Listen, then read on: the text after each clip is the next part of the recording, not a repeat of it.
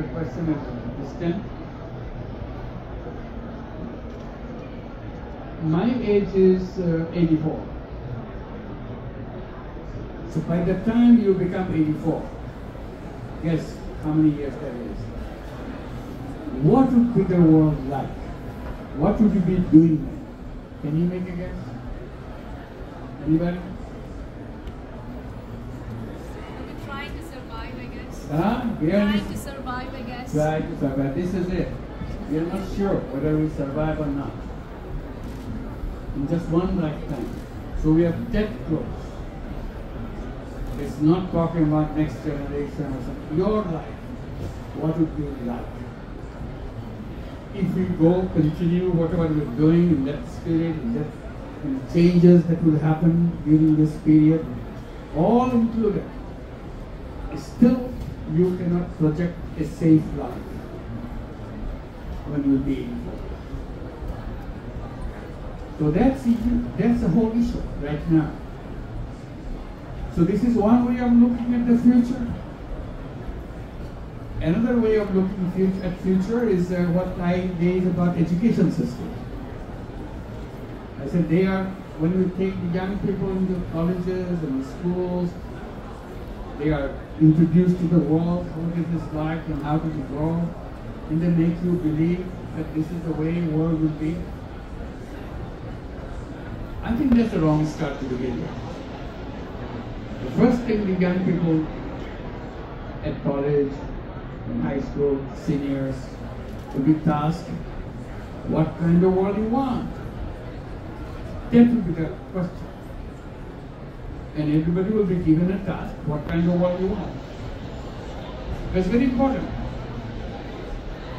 Once you want something, only then you activate yourself to make it happen. You have to dream. If you want to dream about your life, what should the world be like when I'm 84? What should be? That's a dream. And dream is the most powerful driving force in life. If you dream, there is a very good chance it will happen. If you don't dream, I can guarantee you, it will not happen. Because you didn't dream. Dream is a power. So if you continue to do whatever you are doing and say, this is how I obey, and continue with everybody else, like my parents were, like my grandparents were, that's my life, nothing will change. But you close down all the doors for changes. When you say, when I'm 84, I'll be like a kid. I can do anything I want. My health will be absolutely fantastic. That's a dream. But you can make it happen. Because you focused on that subject, that my health will be, something will not change. You see, our youth will remain continuous, will not deteriorate in any way. So that's a challenge that we have to go through, what we are doing right now. What should be the world look like? What should be the world be like when I'm still here? Not about when I'm gone. That's something else. That's also important. I lay the foundation of the world, which should be like 100 years ago. If 100 years is something at that time was something as a kind of deadline for people. Maybe at that time 100 years is not a deadline. Half the group of people sitting here over 100. That's the way it should be. That our retirement age in many countries, including Bangladesh, our retirement age is 60 years. Meaning after 60 years, you're not good enough to work. But today people get puzzled. I'm active. 60 years is nothing. I have 30 years to go. I'm as active as ever. My thinking is clear.